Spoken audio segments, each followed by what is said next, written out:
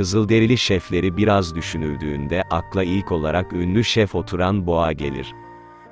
Peki, Oturan Boğa nasıl oldu da bu kadar ünlü bir Kızılderili şefi haline geldi? 1831 civarında, günümüz Güney Dakota'sında, Zıplayan Porsuk ismiyle dünyaya gelen Oturan Boğa, aslında bir savaşçı olmaya mecbur değildi. Sessiz tavırları nedeniyle, babası tarafından kendisine, Yavaş ünvanı takılan Oturan Boğa, büyüdükçe sessiz duruşunu aralamaya başladı. 10 yaşında ilk kez bir bufalo öldüren Oturan Boğa, 14 yaşına geldiğinde, bir Crow savaşçısını atının üzerinden attı.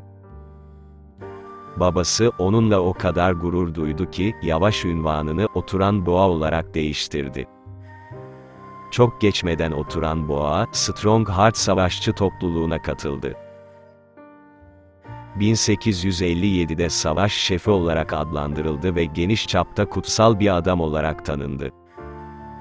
Ancak, Oturan Boğa ve halkı çok geçmeden zorlu, yeni bir düşmanla karşı karşıya kaldı.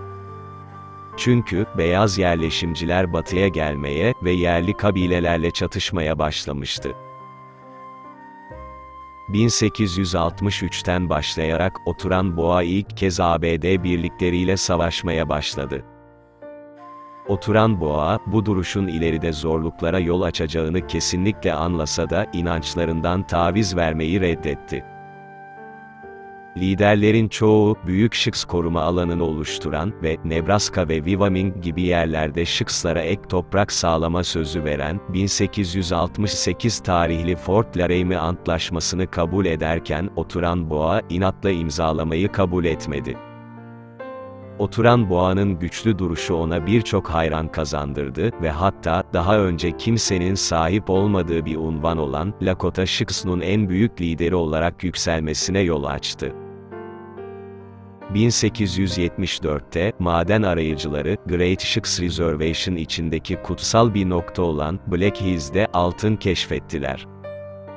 Bunun üzerine ABD hükümeti, Fort Laramie Antlaşması'nda verilen sözlerden derhal döndü ve yerlilerin topraklarını terk etmesini istedi.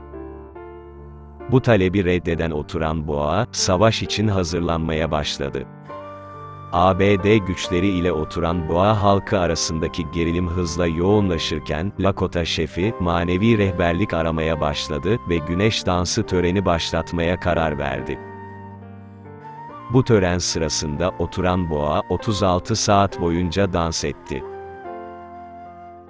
Kızılderili savaşçıları, General George Crook'u yendikleri Rosebud Savaşı'nda, galip gelmekle kalmadılar, aynı zamanda, kısa bir süre sonra Little Bighorn Savaşı'nda, daha da büyük bir zafer kazandılar. Oturan Boğa'nın hayatının son birkaç yılı zordu. ABD birlikleri yüzünden, 1877'de halkını güvende tutmak için Kanada'ya taşıdı. Orada yaklaşık 4 yıl sürgünde kaldı. Ancak, zaman geçtikçe halkının çoğunun gıda kıtlığı nedeniyle açlıktan ölmekte olduğunu fark etti.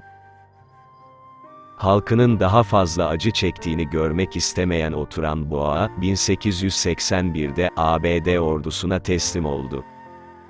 Karşılığında, kabilesi için af aldı. Ancak Güney Dakota'daki Fort Randall'da 2 yıl hapis yatmak zorunda kaldı. Cezasını çektikten sonra Standing Rock Reservation'a taşındı.